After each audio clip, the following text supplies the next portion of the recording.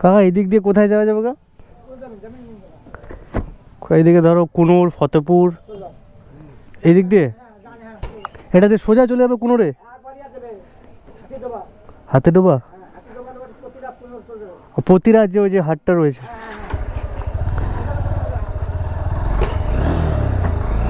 তো ভাই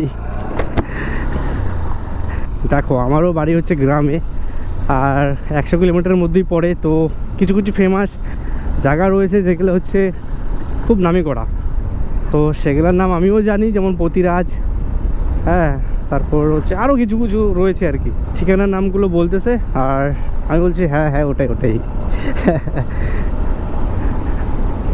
তো রাস্তা তো প্রচুর এরকম ভাই, জানি না আগে কি হবে।